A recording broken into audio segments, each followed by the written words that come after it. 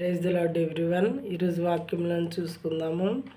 మొదటిగా Romans chapter 2 verse 11. Romans chapter 2 verse 11. For God shows no partiality. God shows no partiality. దేవునికి పక్షపాతము లేదు. ఈ దేవుడు పక్షపాతం లేనటువంటి దేవుడు. ప్రియమైన వారలారా, అనేక అద్వితీయమైనటువంటి లక్షణాలు కలిగినటువంటి దేవుడు. అయితే ఈయన మరి అపరాధుల్ని నిరపరాధులుగా పొరపాటును కూడా ఎంచారు.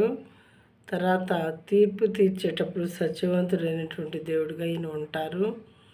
తప్పు చేస్తే మరి దేవుని బిడ్డలైనా ఒకటే, అన్యులైనా ఒకటే, ఎవరైనా ఒకటే. ఈ దేవుని బిడ్డలు మరీ ఎక్కువగా శిక్షిస్తారు. ఎందుకంటే దేవుని బిడ్డలు అంటే దేవుని తెలుసుకున్నటువంటి వారు.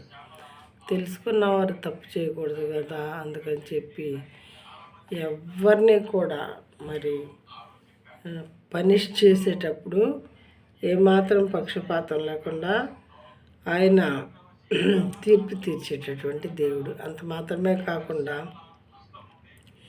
ఈ దేవుడు పక్షపాతం లేకుండా సృష్టిలో ఉన్నటువంటి సమస్తమైనటువంటి మానవాళికి, వాళ్ళు ఎర్రటి వాళ్ళైనా, నల్లటి వాళ్ళైనా, షార్ట్ అయినా, టాల్ అయినా, మరి అది రిచ్ అయినా, పూర్ అయినా, ఎలాంటి వాళ్ళైనా సరే అందరినీ సమానంగా ప్రేమించేటటువంటి దేవుడు.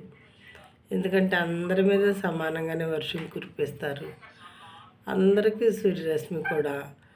సూర్యరశ్మి కూడా ఈక్వల్గా షేర్ చేసేటటువంటి దేవుడు. దేవుడు పైరూపాన్ని చూడడంట. నరుల యొక్క పైరూపాన్ని చూడడు, కానీ అంతరంగాన్ని పరిశీలించేటటువంటి దేవుడు.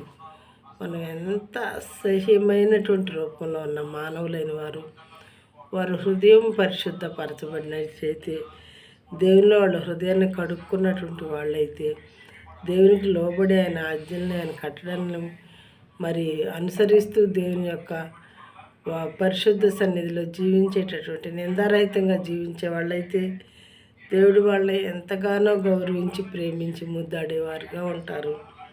అందుకనే దేవునికి పక్షపాతము లేదు అని బైబిల్ గ్రంథంలో ఉన్నది. ప్రియమైన వారలారా, పైరూపాన్ని దేవుడు ఎట్టి పరిస్థితులను చూడు. ఎలాంటి ఆకారం, ఎలాంటి జబ్బున్నా వాళ్ళు పరిశుద్ధులై ఉంటే దేవుడు వారిని గౌరవిస్తారు, ఎంతగానో ప్రేమిస్తారు.